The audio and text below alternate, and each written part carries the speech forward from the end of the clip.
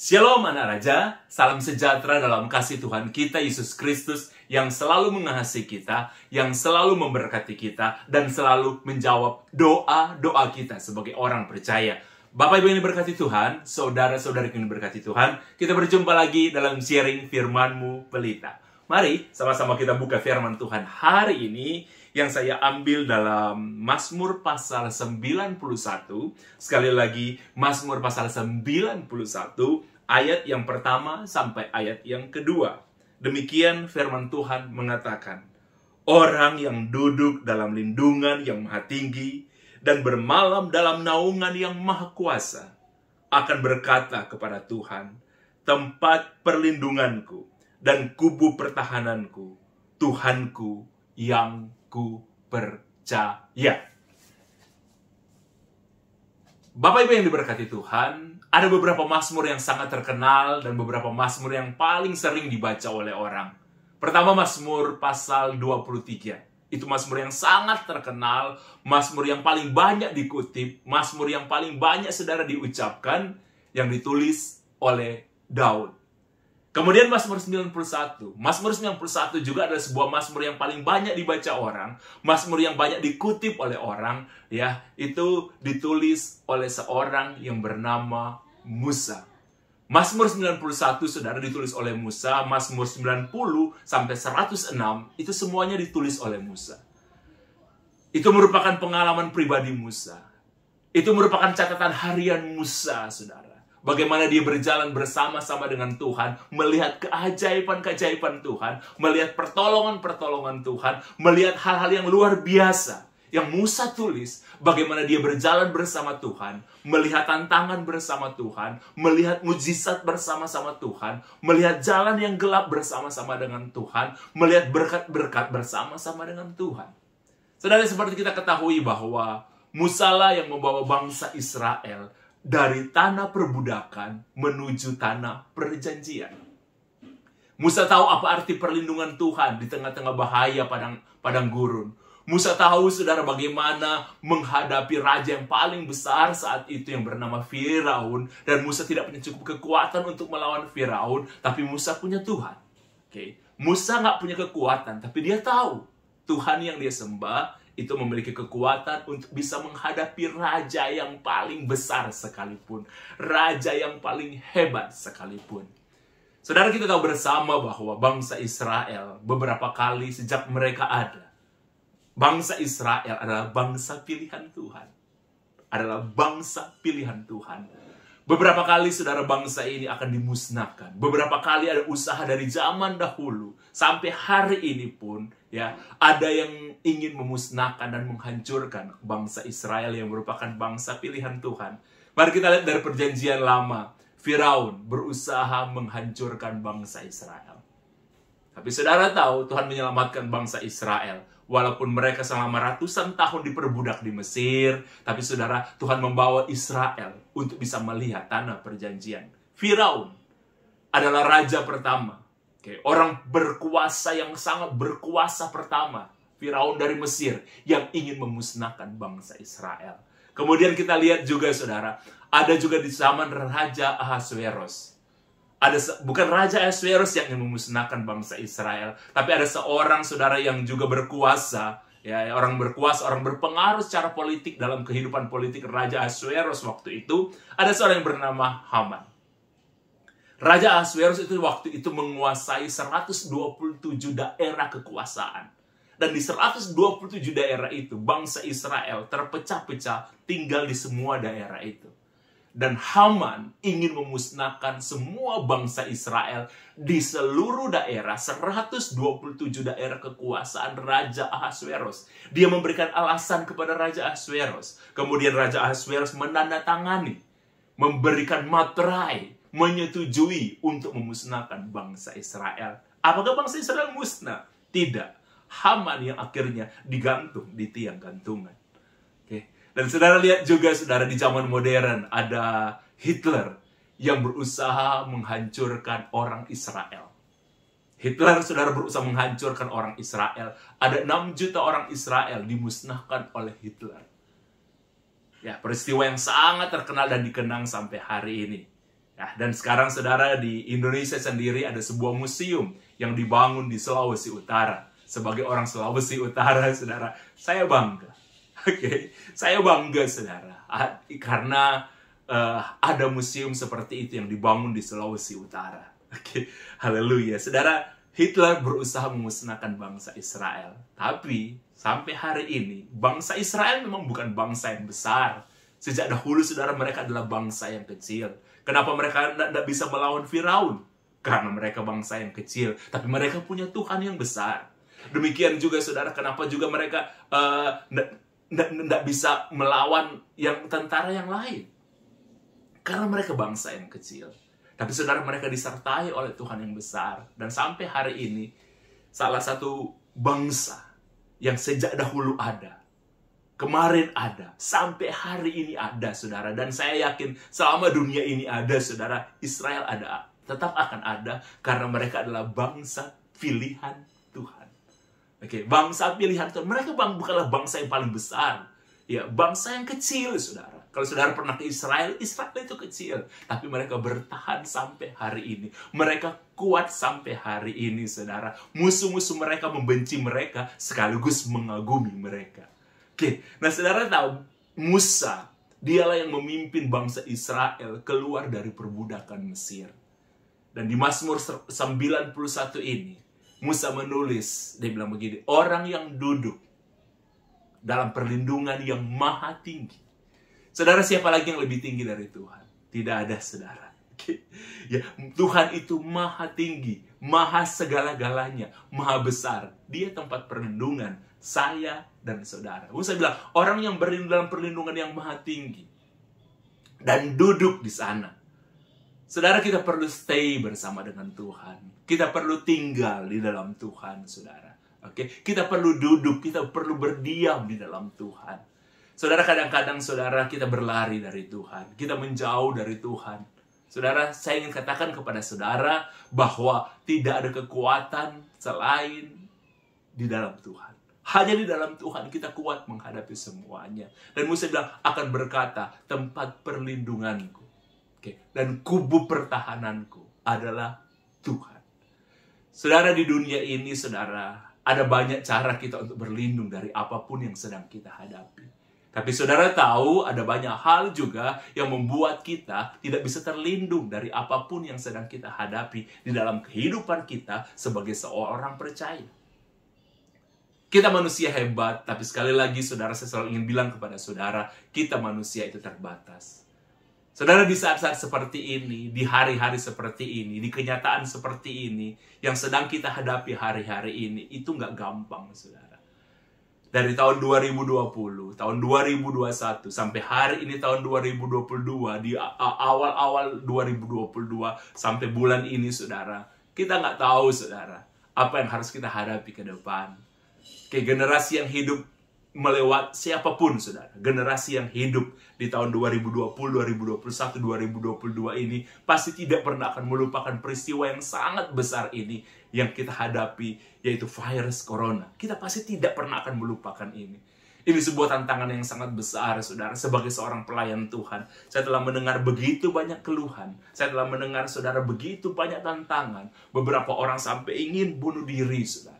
Beberapa orang, saudara, yang sangat positif sekalipun sampai ingin mengakhiri hidup mereka karena menghadapi kenyataan yang tidak pernah kita hadapi sebelumnya. Ada begitu banyak tantangan yang pernah mereka hadapi, tapi tantangan ini, saudara, itu bertahun-tahun. Virus ini, saudara, bertahan selama bertahun-tahun. Sudah 2 tahun, saudara, kita hadapi kenyataan ini. Kita nggak tahu, saudara, sampai kapan ini berakhir. Tapi, saudara, saya ingin bilang kepada saudara, firman Tuhan mengatakan Musa, dia telah melihat bagaimana besarnya Raja Firaun yang harus dihadapi. Musa tidak punya tentara. Musa tidak punya kemampuan, saudara, untuk melawan, pasukan untuk melawan. Tapi Musa bersama-sama dengan Tuhan. Musa juga tidak tahu bagaimana survive, membawa, saudara, jutaan orang Israel di tengah-tengah padang gurun. Tapi Musa bilang, tempat perlindungan yang maha tinggi, itu hanya Tuhan. Kubu pertahananku, saudara. Itu kubu pertahanan, itu benteng yang melindungi kubu pertahananku. Jadi ketika Musa bilang dia berlindung kepada kubu pertahanan, Berarti yang melindungi Musa itulah kubu itu, saudara. Ketika kita menjadikan Tuhan sebagai kubu pertahanan kita, berarti, saudara, pertahanan kita itu Tuhan. Yang akan melindungi saya dan saudara itu Tuhan. Di tengah-tengah apapun. Saya telah mendengar begitu banyak kesaksian sebagai hamba Tuhan, saudara. Orang-orang yang bertahan menghadapi keadaan yang tidak mungkin. Baik secara keuangan, baik secara mental. Di hari-hari yang gak gampang ini, saudara. Mereka bertahan menghadapi apapun. Saudara, saya ingin memberikan kesaksian kepada saudara di kesempatan ini, di firman-Mu pelita ini, saudara. Saudara, sebagai seorang hamba Tuhan, saya punya pengalaman-pengalaman yang kadang-kadang ekstrim, saudara, ketika menghadapi pelayanan. Saudara, saya seorang pengkhotbah. Saya berkhotbah, saya berkeliling, saya memuridkan juga, mengajar orang-orang, saudara, dalam banyak hal. Untuk mereka supaya jadi murid Kristus. Bukan menjadi seperti apa yang pendeta harapkan, tapi menjadi seperti apa yang Yesus harapkan. Jadi saudara, kita membawa orang untuk memuridkan orang. Supaya jadi seperti Kristus. Mengajarkan mereka apa yang Kristus ajarkan. Bukan prinsip kita, tapi prinsip Alkitab. Bukan prinsip saya, tapi prinsip Tuhan Yesus. Jadi yang kita harus ajarkan itu kebenaran, saudara. Nah, saudara, dalam pengalaman saya sebagai seorang hamba Tuhan, tentunya, saudara, ada tantangan-tantangan. Saya kalau disuruh berkhotbah dimanapun saya berani. Saya satu kali, saudara, pernah diundang bahkan, saudara, di suatu kebaktian. Sudah lama peristiwa ini, dalam Sabtu kebaktian Natal. Dan saudara, karena itu kebaktian Natal, ada berbagai macam orang yang diundang, bukan cuma gereja, itu juga ada berbagai macam orang yang diundang, saudara, di situ. Termasuk ada beberapa orang yang menyandang, dia pejabat, saudara, di tempat itu. Di daerah itu. Nah, saya diberi catatan sama panitia untuk jangan menyebut satu-satunya juru selamat adalah Yesus. Ya, sebut aja yang umum-umum, seperti kebiasaan khotbah Pak Nixon yang memberikan motivasi kepada orang. Saudara, kalau melarang seperti itu, saya justru nggak takut, saudara. Saudara, di pembukaan, saudara, itu saya mengatakan, Yesus adalah juru selamat. Satu-satunya juru selamat. Anda tidak bisa selamat kalau tidak mengenal Yesus. Sampai panitianya begini-begini sama saya waktu itu, saudara. Tapi saya berani. Karena saya pemberita firman. Tapi saudara, kita manusia, ada batas-batasannya. Tapi saya itu paling takut, saudara. Paling selalu saya hindari kalau ada orang menyuruh saya, saudara, untuk mendoakan orang yang kerasukan setan. Selalu saya hindari. Saya selalu bilang, saudara, itu bukan panggilan saya. Ya kan? Kalau ada orang lain, saudara, sedang begini, tolong kontak orang ini aja, tolong kontak hamba Tuhan ini aja. Beberapa hamba Tuhan yang saya kenal, saudara, itu memang Tuhan beri karunia khusus, saudara, sebagai Ghostbuster. Pengusir setan, saudara. Ada beberapa. Nah, kalau saya, saudara, selalu saya hindari. Saya selalu berpikir, saya ini pengkhotbah. Ya, saya ini pengkhotbah, memberikan motivasi kepada orang, memberikan orang untuk melihat terang di tengah-tengah kegelapan, untuk melihat firman Tuhan. Ketika pikiran mereka udah nggak mampu, mereka melihat dengan kacamata Tuhan. Saudara, tapi ada hal-hal yang kita akan hadapi, ya, di dalam kehidupan kita sebagai orang percaya, yang kadang-kadang, saudara, kita hindari tapi harus kita hadapi. Ini pengalaman saya sebagai seorang hamba Tuhan. Ada hal yang saya selalu hindari, tapi ternyata satu saat saya akan hadapi juga. Demikian pun dengan saudara. Mungkin saudara sebagai seorang pengusaha, mungkin saudara sebagai seorang pekerja profesional dimanapun. Ada hal-hal yang saudara hadapi, dan itu sesuai dengan keahlian saudara. Saudara tangani, dan itu teratasi. Tapi ada hal-hal yang mungkin selama ini saudara nggak mau berurusan dengan urusan seperti itu. Tapi karena saudara pikir saudara nggak mampu. Tetapi saudara, satu kali saudara harus hadapi. Tapi saudara, selama saudara berjalan dengan Tuhan, ketika saudara nggak punya kekuatan untuk melindungi semuanya, kubu pertahanan kita itu Tuhan. Tempat perlindungan kita yang maha tinggi itu Tuhan. Tidak ada lagi. Setinggi apapun, saudara, masalah yang kita hadapi, Tuhan kita selalu lebih tinggi. Amin. Katakan amin, saudara. Nah, saya mau cerita, sekali lagi saya ingin bilang kepada saudara, salah satu yang saya selalu hindari dalam pelayanan saya, yaitu mendoakan orang yang kerasukan setan. Selalu saya hindari, saudara. Selalu saya hindari. Nah, satu kali, saudara, ketika saya pelayanan di satu daerah, Satu daerah, saudara, saya khotbah hari Minggu. Tengah malam, saudara. Tengah malam, saudara. Handphone saya lupa silent kan, itu bunyi keras sekali. Saya angkat telepon itu, saudara. Saya angkat tanpa melihat. Saya mungkin berpikir kalau ini enggak dari istri saya, teman saya. Jadi saya nggak terlalu lihat karena saya sudah agak hampir tertidur. Ya, saya angkat. Saya pikir kalau telepon malam kayak gitu biasanya dari keluarga, dari istri atau teman-teman terdekat saya, saudara. Oke, ketika saya angkat telepon itu, saudara, ada suara di seberang yang begini. Mengajak saya, saudara, untuk ketemu dia begini. Pak Nixon, saya tadi dengar khotbah Pak Nixon. Ya, kenapa Pak? Saya dengar Pak khotbah tentang kuasa Tuhan. Nah, Pak, saya sudah di bawah. Saya sudah di lobi. Hah? Kenapa, Pak? Dia bilang begini, Pak Nixon, ada saudara saya itu yang kerasukan setan. Waduh. Terus, ya tadi kan Pak Nixon khotbah tentang kuasa. Nah, saya mau minta tolong Pak Nixon. Ya, saya mau minta tolong, kasihan dia, Pak. Dia itu kerasukan setan. Tadi saya dengar khotbah Bapak ketika saya datang ke gereja, Bapak khotbah tentang kuasa Tuhan. Jadi, saya mau minta tolong supaya Pak Nixon mendoakan saudara saya itu. Waduh. Saya, saudara, itu bingung. Nah, ini yang selalu saya hindari, saya pikir. Jadi, saya bilang sama Bapak itu, Pak, bagaimana Pak kalau besok saja? Karena saya pikir, saudara, kalau besok kan saya sudah akan berangkat pulang waktu itu dari daerah itu ke Surabaya. Saya bisa bilang, Pak, saya ternyata udah mau berangkat. Tolong nanti saya pihak gereja aja yang datang. Oke, dia bilang begini, tidak bisa Pak Nixon. Bisa kalau ditunda sampai besok, saudara saya mati Pak Nixon. Aduh, karena itu sudah hampir 2 hari dia seperti kerasukan setan. Semua orang sudah berusaha, tapi selalu tidak bisa, Pak Nixon. Terlalu kuat iblis yang merasuk dia, setan yang merasuk dia. Bah. Aduh, saudara. Sudah, akhirnya saya bilang begini, tunggu sebentar, Pak. Saudara, saya doa, kemudian saya bilang, saya nggak mampu hadapi ini. Kemudian, saudara, saya berpakaian, kemudian saya turun ke bawah. Bapak ini, saudara, mengajak saya, saudara, untuk menemui saudaranya itu. Ketika saudara akhirnya dia begini, saudaranya itu kerasukan setan. Aduh, saudara, saya nggak tahu apa yang harus saya hadapi. Karena saya nggak punya pengalaman. Saya melihat orang melayani seperti itu pernah. Tapi saya sendiri secara terjun, itu belum pernah, saudara. Oke, ketika akhirnya saya sampai, saudara. Ketika saya turun dari kendaraan. Ketika saya turun dari mobil, saudara. Ya. Di rumah itu perumahan, dan ternyata ada beberapa orang yang ada beberapa belas orang yang berkumpul di rumah itu. Karena ternyata cewek ini kerasukan dan menjadi perhatian. Jadi sudah ada orang pintar yang dianggap orang pintar yang mengusir, tapi setan itu nggak mau pergi dari yang merasuk saudaranya ini. Kemudian akhirnya, saudara, saya sampai di situ. Saudara tahu, ketika saya turun dari mobil, saudara, saya dengar, saudara, wanita yang kerasukan setan itu ketawa begini.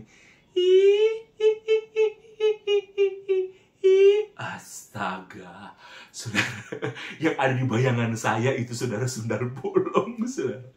Yang ada di bayangan saya itu ketawa seperti itu sangat mengintimidasi. Karena kalau saudara hidup di zaman 80-an, saudara, ya, saudara hidup di zaman tahun 80-an, dalam hantu yang sangat menakutkan kan itu sundal bolong, yang dibintangi Susada, dan ketawanya kan mirip-mirip seperti itulah. Saya nggak bisa menggambarkan, saudara. Tapi seperti itulah ketawanya. Aduh, saudara. Jadi rekaman saya, yang saya 80-an, saudara, tentang setan-setan itu masih kan ada di kepala saya. Jadi, saudara, itu sangat menakutkan saya. Waduh, saya pikir begini, mati saya, saudara. Jadi saya keluar pelan-pelan, saudara. Saya jalan pelan-pelan untuk tiba ke ruangan itu. Akhirnya saya sampai di ruangan itu. Saya lihat, saudara, ada seorang perempuan muda. Oke, dia pakai pakaian, saudara. Dia terduduk di lantai. Saudara. Kemudian tiba-tiba perempuan itu, ketika saya pas masuk depan pintu, perempuan itu langsung berdiri. Seret. Dan dia lihat saya, saudara, dengan tatapan yang sangat menakutkan. Saya takut sekali, saudara. Oke. Saya diam cukup lama depan pintu. Perempuan itu juga diam, saudara, di tengah-tengah ruangan rumah itu. Semua orang memandang saya, keluarga dan semua orang yang ada di situ, saudara, memandang saya dan memandang perempuan itu seakan-akan ini sebuah drama, seakan-akan ini sebuah pertunjukan, saudara. Oke, saya belum pernah mengalami ini dan ini belum pernah saya hadapi. Karena saya ini pengkhotbah, saudara, bukan gue sebaster. Saya nggak punya, selama ini saya tahu Tuhan nggak punya apa ya, karunia khusus seperti itu. Tapi saudara tahu ketika saya akhirnya lihat gadis itu, saudara, Bapak itu suruh saya cepat maju, saudara. Akhirnya, saudara, saya maju pelan-pelan. Yang luar biasa saya mau cerita kepada saudara. Setiap saya maju satu langkah kayak gini, walaupun pelan-pelan, gadis atau wanita yang kerasukan setan ini mundur satu langkah. Saya pikir, wah, boleh juga ini ya. Kan saya coba lagi, saudara. Saya maju lagi satu langkah. Perempuan ini juga mundur satu langkah. Nah, karena saya ini maju pelan-pelan, saudara, Bapak yang ngajak saya ini untuk mendoakan begini. Cepat, Pak Pendeta. Cepat, Pak Pendeta. Cepat. Saya bilang, cepat kamu. Saya sudah ketakutan. Cepat, Pak Pendeta. Cepat. Ya, saudara, akhirnya saya maju pelan-pelan. Setiap saya maju satu langkah, wanita yang kerasukan setan ini itu mundur satu langkah. Memang setan yang ada di perempuan ini sangat kuat sekali, saudara. Tetapi, saudara, Tuhan yang ada dalam diri saya, ya, dia kubu pertahanan. Saya pasti tidak akan bertahan menghadapi perempuan ini. Tapi Tuhan yang menjadi kubu pertahanan saya akan mampu memampukan saya. Bukan saya, karena saya ada bersama dengan Tuhan, kubu pertahanan saya. Sampai akhirnya saya maju, saudara, saya maju dan saya maju, dia mundur. Saya maju, dia mundur. Sampai pada akhirnya, perempuan ini, saudara, dia ada di dinding. Udah nggak bisa mundur lagi. Karena di belakangnya dia ini tembok, saudara. Dinding. Dia udah nggak bisa mundur. Saya masih bisa maju, saudara. Itu problemnya. Itu masalahnya. Dia udah nggak bisa mundur, saya masih bisa maju. Saya takut, saudara. Tapi Bapak bilang, cepat, Pak Pendeta, cepat. Akhirnya, saudara, saya maju. Semakin saya dekat, perempuan itu mulai gelisah, saudara. Dia begini-begini di dinding, saudara. Udah karena nggak bisa mundur. Dia, saudara, seperti begini-begini di dinding. Terus apa yang terjadi, saudara? Saya maju. Ketika saya hampir mendekati perempuan itu, apa yang perempuan ini lakukan, saudara? Maksudnya iblis yang merasuk perempuan ini, yang menguasai tubuhnya. Ya, saudara tahu perempuan ini tiba-tiba, saudara, dia buka bajunya. Saya kaget, saudara. Wih, haleluya, saudara. Saya kaget karena dia buka bajunya. Tinggal pakaian dalam. Tinggal pakaian dalam yang perempuan ini kenakan, saudara. Aduh, ya, saudara, iblis selalu kayak gitu, saudara. Dia ingin selalu menantang kita.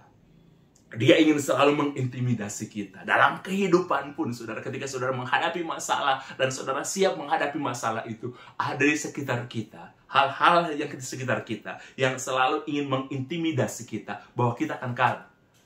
Iblis hanya bisa mengintimidasi, tapi nggak bisa mengalahkan orang percaya. Dia seperti singa, saudara, yang mengaum-ngaum tapi sudah ompong. Dia hanya memberikan suaranya, tapi dia tidak bisa punya kekuatan untuk menggigit dan menghancurkan korbannya. Sebegitulah iblis. Singa yang sudah ompong. Jadi, saudara, akhirnya perempuan ini membuka pakaiannya. Saudara, karena saya tetap maju, akhirnya, saudara, perempuan ini, maaf kata saudara, dia buka seluruh pakaiannya. Sampai perempuan itu sama sekali tidak berpakaian sama sekali. Semua kan di ruangan itu ada laki-laki, ada perempuan, saudara. Akhirnya, saudara, papa dari perempuan begini, hey, semua keluar, keluar semua, keluar. Disuruh, karena perempuan ini sudah telanjang dan perempuan ini sudah perempuan dewasa. Keluar semua, keluar. Bapaknya menyuruh saudara keluar. Saya berharap pun, saudara, semua yang berlaki-laki keluar. Disuruh keluar. Saya berharap, saudara, saya juga disuruh dikeluarkan. Kan saya juga laki-laki.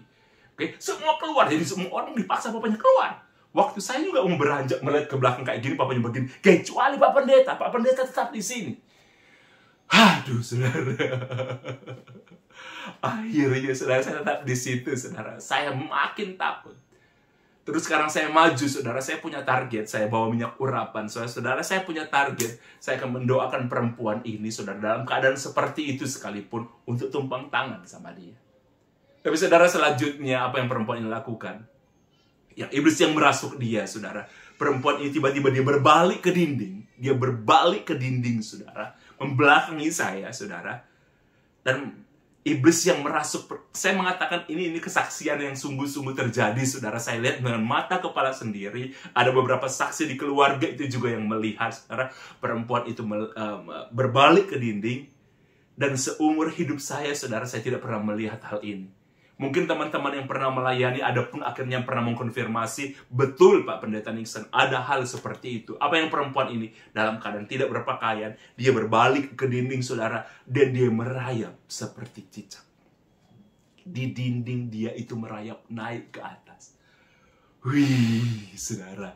Dulu saya ini termasuk penggemar film Spider-Man, saudara. Tapi saudara, saya pikir Spider-Man itu cuma ada di film, tidak ada dalam kenyataan. Hari itu, saudara, saya tahu, saudara, ternyata Spider-Man, saudara, mungkin bisa ada. Karena yang saya lihat, ada orang yang bisa merayap ke dinding tanpa bantuan apa-apa, saudara. Oke, ya, tanpa trik kamera, benar-benar terjadi. Saya lihat dengan mata kepala sendiri, perempuan itu, saudara, dia merayap di dinding. Spider-Woman, benar-benar tanpa bantuan apa-apa, tapi dia bisa. Karena memang iblis, saudara, punya kekuasaan. Dia bisa melakukan banyak hal, saudara, karena dia diberi kuasa. Dia ada kekuasaan semacam itu. Saudara tahu, mungkin iblis yang merasuk perempuan itu, dia lihat ada hamba Tuhan yang datang. Oke? Dia melakukan itu, saudara, untuk membuat saya semakin takut. Saya semakin gentar, sehingga saya menyerah.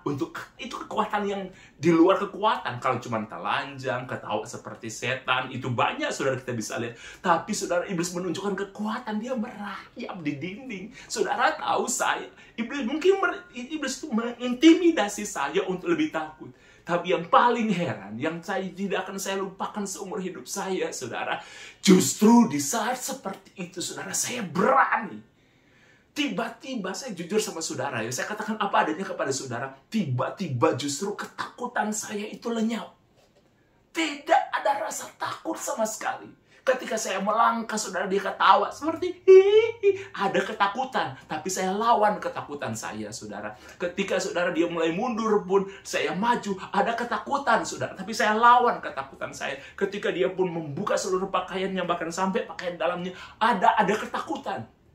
Masih ada ketakutan itu, saudara. Tapi ketika dia merayap di dinding, iblis mempertunjukkan kepada saya, dia bisa yang merasuk ke perempuan ini. Dia punya kekuasaan yang melebihi manusia pada umumnya, saudara. Saudara tahu, justru ketika itu saya lihat, ketakutan saya hilang. Itu luar biasa. Kalau saya renungkan secara pribadi, saudara, kalau saya hanya secara pribadi, mungkin saya sudah cabut, lari. Tapi Tuhan memberi kekuatan. Dia kekuatan saya. Perlindungan saya yang maha tinggi, melebihi tingginya pikiran saya, melebihi tinggi mentalnya saya. Saya maju, saudara, hilang takut saya. Perempuan itu merayap, saudara, di dinding itu sampai, saudara, di plafon. Sampai dia menuju ke plafon, sudah begini. Saya dekati perempuan itu. Saya bilang begini, kamu turun. Saya bilang begini, di dalam nama, saya nggak perlu teriak-teriak, saudara. Oke? Saya bilang begini, di dalam nama Tuhan Yesus Kristus, turun. Saudara, iblis hanya takut kepada satu nama, yaitu nama Tuhan Yesus Kristus. Dia nggak takut sama nama pendeta besar. Dia nggak takut sama organisasi yang besar. Dia nggak takut, saudara. Dia hanya takut kepada nama Yesus. Di dalam nama Tuhan Yesus Kristus, turun. Saudara tahu, perempuan ini akhirnya dia berbalik. Dia turun, saudara. Dan dia berbalik, kepalanya di bawah kayak gini. Dan dia turun seperti cicak. Tetap seperti itu. Dia turun sampai ke bawah, saudara.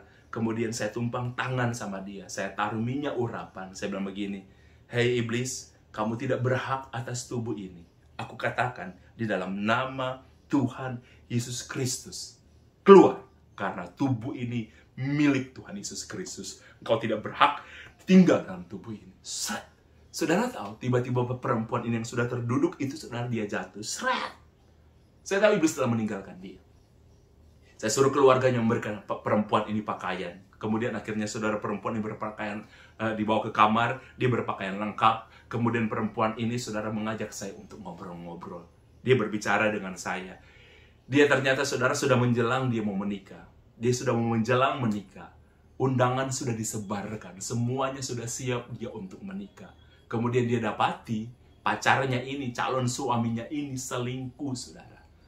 Dia sudah mendengar sering-sering kali itu, tapi dia tidak percaya. Keluarganya juga sudah sering mengatakan, itu laki-laki ini brengsek, nggak cocok buat kamu. Cuma lihat kekayaan kamu, cuma lihat karena kamu punya bisnis, kamu punya pekerjaan, dia ingin dekati kamu gara-gara itu. Tapi dia tidak percaya, saudara. Tapi menjelang dia menikah, sudah undangan sudah tersebar, saudara. Saudara sudah siap untuk nikah. Ada orang yang telepon dia, kalau kamu nggak percaya bahwa pacar kamu itu brengsek, ayo ke sini. Dia datang di sebuah hotel, dia grebek di sebuah hotel, ya, dan dia buka di kamar. Pacarnya, saudara, calon suaminya sedang tidur bersama dalam keadaan saudara berpakaian dengan perempuan lain. Hari itu juga, saudara, dia membatalkan pernikahannya dia.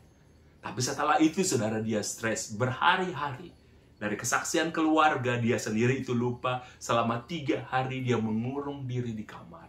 Dalam keadaan kosong, dalam keadaan stres, sehingga akhirnya dia dirasuki oleh kuasa seperti itu.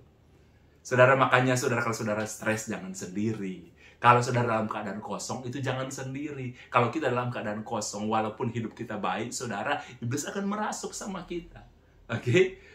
Jadikan firman Tuhan itu pelita. Jadi itu masalahnya. Saya mendoakan dia menangis dan lain sebagainya.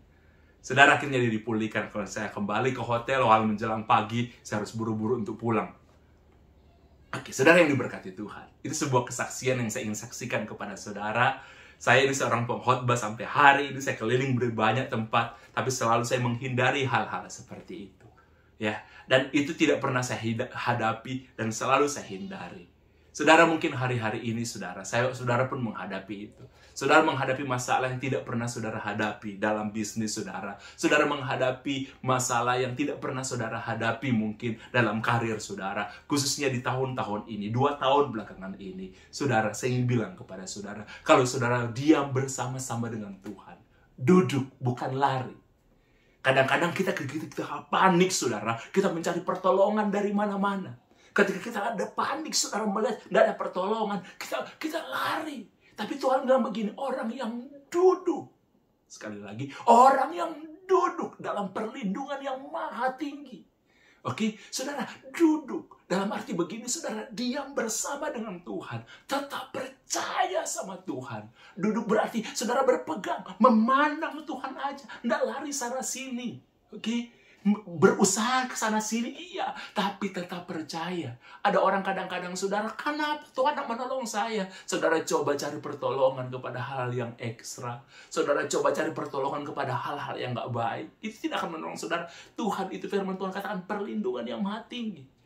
Saya, saudara, gak pernah menghadapi kenyataan seperti itu. Pelayanan yang selalu saya hindari. Tapi ketika saya hadapi, Tuhan beri saya kekuatan. Tuhan beri saya kemampuan. Kalaupun sekarang, saudara, kalau saya berpikir seperti itu, kenapa saya kok malah berani? Saya nggak bisa menjelaskan. Oke, kenapa Musa bisa melewati padang belantara, saudara? Padang gurun. Musa pun nggak bisa menjelaskan. Tapi dia melewati semua itu. Musa menghadapi laut Teberau. Oke, di belakang tentara Mesir mengejar dia. Firaun bersama tentaranya yang sangat besar. Tapi Musa bisa hadapi. Tidak ada jalan keluar. Di depan masalah, di belakang masalah. Apa yang terjadi? Kalau di depan ada masalah, di belakang ada masalah, dan kita nggak tahu cara memecahkan, Tuhan akan buat mujizat untuk saya dan saudara. Ingat baik-baik, di depan ada masalah, di belakang ada masalah. Tidak ada jalan keluar. Apa jalan keluarnya? Mujizat. Apa yang Tuhan buat? Tuhan belah laut Teberau untuk Musa dan bangsa Israel. Mereka berjalan. Keren. Mereka berjalan di situ, saudara. Dan bahkan musuh yang selama ratusan tahun menjajah mereka, ingin menghancurkan mereka, itu musnah di situ. Itu sekaligus mujizat. Sekaligus, saudara, Tuhan memuaskan hasrat orang Israel pada waktu itu. Bukan hanya mereka terbebas, tapi mereka melihat musuh mereka itu dimusnahkan pada waktu itu. Oke. Musa nggak pernah menghadapi laut Teberau. Musa nggak pernah juga menghadapi padang gurun memimpin 5 juta orang. Saudara mungkin juga menghadapi masalah-masalah yang tidak pernah saudara hadapi sebelumnya. Tapi kubu pertahanan kita. Oke, kubu pertahanan berarti saudara perlindungan kita. Kita nggak mampu melindungi diri sendiri, tapi selama kita ada di kubu pertahanan, oke, di tempat yang akan mempertahankan kita, itu bukan kita, tapi yang akan mempertahankan kita, itu kubu itu. Di mana kita tempat berlindung. Yang akan melindungi kita, itu bukan kita, tapi kubu di mana kita tempat berlindung, itu yang akan melindungi kita. Kita tidak akan merubah kenyataan bahwa ada serangan, tidak akan merubah kenyataan. Tidak akan merubah kenyataan ternyata perempuan itu dirasuki iblis dan iblis mempertontonkan kemampuannya dia. Itu tidak merubah, saudara. Tapi Tuhan mengubah mental saya. Tuhan mengubah kekuatan saya. Tuhan mengubah, saudara, sehingga saya mampu hadapi rasa takut itu tidak ada lagi. Tapi harus kita hadapi, jangan kita hindari, jangan kita berlari, saudara, menghindari itu. Kita harus hadapi, ada yang perlu kita hindari, tapi ada yang perlu kita hadapi. Dan kita akan hadapi itu bersama-sama dengan Tuhan. Oke, sekali lagi saudara, saya bacakan Mazmur 91 kepada saudara. Orang yang duduk dalam lindungan yang maha tinggi. Saudara, dia maha tinggi. Setinggi apapun problem saudara, setinggi apapun masalah saudara, Tuhan kita itu lebih tinggi. Oke, jadi setiap ada serangan saudara, misalnya ada rudal yang menyerang, dia melampaui, lebih tinggi lagi, lebih tinggi lagi, lebih tinggi lagi serangannya, lebih tinggi lagi, Tuhan lindungi, sehingga itu tidak akan menimpa. Saudara mungkin akan melihat, tapi itu tidak akan menimpa. Amin. Sekali lagi saudara, ya, yang dulu melindungan yang maha tinggi dan bermalam dalam naungan yang maha kuasa, duduk aja bersama Tuhan. Makanya firman Tuhan katakan begini. Firman Tuhan katakan begini, saudara. Kalau kita tinggal tenang, di situ kekuatan kita. Jadi duduk aja, jangan lari saudara ke sana kemari. Duduk aja bersama dengan Tuhan, percaya aja sama Tuhan. Dan dibilang begini, akan berkata kepada Tuhan, tempat perlindunganku dan kubu pertahananku, Tuhanku yang kupercaya. Jadi kubu pertahanan kita, Tuhan yang kita percaya. Dan Tuhan adalah, saudara, Tuhan yang dapat dipercaya. Oke? Dan akan menunjukkan apa yang kita percaya itu terjadi. Apapun masalah saudara hari ini, di masalah ekonomi saudara, masalah apapun, tetap percaya bahwa Tuhan mampu mengatasi. Kalau saudara udah nggak sanggup, Tuhan pasti sanggup. Oke, saudara, apa yang saudara belajar dari firman Tuhan? Selama kita belajar dari firman, kisah hidup Musa menunjukkan kepada kita. Ya, catatan Musa, saudara, kubu pertahanan terbaik adalah Tuhan. Bukan uang kita, bukan harta kita, bukan saudara jabatan kita, bukan saudara bisnis kita. Itu bukan kubu pertahanan, itu berkat yang Tuhan berikan kepada kita. Tapi bukan kubu pertahanan, itu tidak bisa melindungi kita selamanya. Tapi Tuhan bisa melindungi kita selamanya. Duduk aja bersama dengan Tuhan. Saya selalu rindu berdoa bagi saudara. Saya sendiri punya 4 orang pendoa yang selalu mendoakan saudara. Di masa-masa corona ini dulu, mereka berdoa untuk 40 orang saudara. Oke, 60 orang. Sekarang mereka berdoa untuk 120 orang setiap hari. Ada 40 orang yang tetap yang mereka doakan. Nama-nama orang yang tetap. Ada juga perusahaan-perusahaan di situ. Dan yang lainnya saudara, yang sisanya 80 orang itu bergantian. Kami selalu rindu berdoa buat saudara. Jadi dimanapun saudara berada, saudara dengarkan kesaksian ini, saudara dengarkan sharing firman-Mu Pelita, biar saudara diberkati, saudara dikuatkan. Saudara boleh bagikan ini kepada orang lain. Jika saudara suka, saudara boleh like. Jika saudara diberkati, saudara boleh bagikan kepada orang lain. Supaya saudara, kita bisa memahami firman Tuhan dari berbagai macam segi. Saudara tetap beribadah di gereja di mana saudara beribadah. Saudara tetap beribadah di mana tempat saudara tetap beribadah. Saudara juga bisa mendengarkan firman Tuhan sebagai saudara, ya, nutrisi bagi rohani saudara. Amin. Saya selalu ingin berdoa bagi saudara. Mari kita berdoa saudara. Haleluya. Haleluya, haleluya, haleluya, haleluya, haleluya, haleluya, haleluya. Aku berdoa, saudara sedang membutuhkan apa? Ayo berdoa. Ayo berdoa, saudara. Doa, doa, doa. Saudara ingin membutuhkan apa hari ini? Mujizat apa yang saudara ingin lihat hari ini? Ayo doa. Ayo saudara berdoa. Doa, doa, dan doa. Silahkan ucapkan doa saudara. Apa yang saudara inginkan? Apa yang saudara butuhkan? Doa, doa. Berdoalah orang percaya. Haleluya, Haleluya. Haleluya. Diberkatilah doamu dalam nama Yesus. Diberkatilah doamu dalam nama Yesus. Diberkatilah doamu dalam nama Yesus. Biar apa yang kau doakan hari ini akan kau terima jawabannya. Biar apa yang kau doakan hari ini akan dikembalikan Tuhan dengan jawaban karena imanmu kepada Tuhan Yesus. Diberkatilah doamu dalam nama Yesus. Diberkatilah doamu dalam nama Tuhan Yesus. Kami berdoa dan bersyukur karena Engkau perlindungan kami, kubu pertahanan kami. Haleluya, puji Tuhan. Amin.